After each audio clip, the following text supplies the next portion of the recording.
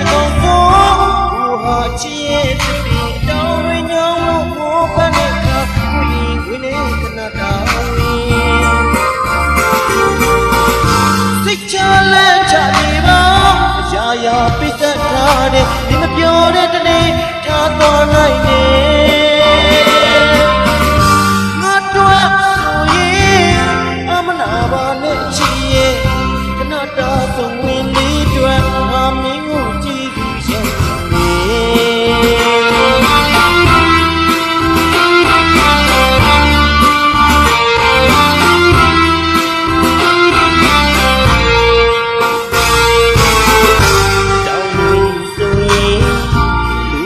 ပြတ်သားလိုက်ပါ